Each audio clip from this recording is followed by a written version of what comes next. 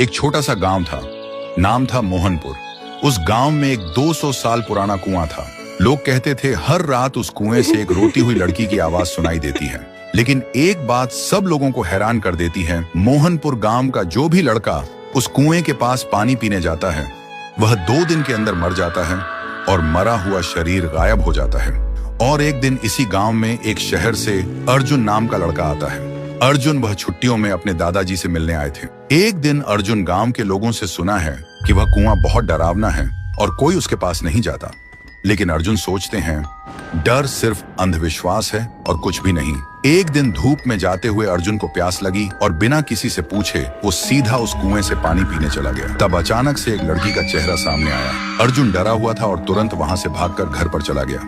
उस रात उसे नींद नहीं आती। हर समय उसे लगता है कोई उसे देख रहा है और कोई बुला रहा है। अब उसे भी डर लगने लगा था। फिर सुबह अर्जुन ने एक बुजुर्ग से पूछा, चाचा ये कुआं इतना डरावना क्यों है? चाचा ने बोला, यह कुआं बहुत पुराना है। यहाँ से आधी रात में एक लड़की की रोते हुए आवाज निकलती है और वह लड़की हमेशा लड़कों को ही अपना शिकार बनाता है। आज तक इसका राज कोई समझ नहीं पाया। इस बात को सुनकर अर्जुन वहां से निकल पड़े और घर में आकर एक पाखंडी बाबा को कॉल करके बुलाता है ताकि इसका राज क्या है वह जान पाए। और आखिरी दिन पाखंडी बाबा आता है और गांव के सभी लोग इकट्ठा होता है। पाखंडी बाबा उस कुएं को देखकर कांपते हुए कहता है कि यह तो बहुत ही भयानक है।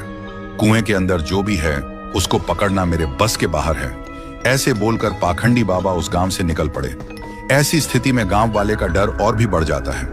अर्जुन के मन में सवाल उठते हैं कि उस दिन मैंने जो देखा क्या वह मेरा वहम था, और आज तांत्रिक ने क्या देखा जो डर के भाग गया।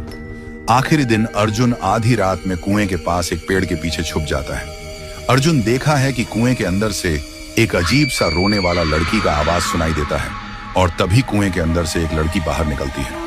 थोड़ी देर बाद एक लड़का गाड़ी लेकर गांव से गुजरता है। वह लड़की उसके सामने आ जाती है और लड़की उस लड़के को मार देता है और लड़के का शरीर गायब हो जाता है। अर्जुन यह सब देखकर हैरान रह जाता है। उसके दिमाग में एक ही सवाल घूमता है कि यह लड़की कौन है जो लड़के को ही अपना शिकार बनाते हैं, लड़कियों को क्यों नहीं? तो दोस्तों, अगर आपको जानना है कि उसे कुएं में वह लड़की कौन था और वह सिर्फ लड़कों को ही क्यों अपना शिकार बनाती है तो कमेंट करो, पार्ट 2 चाहिए।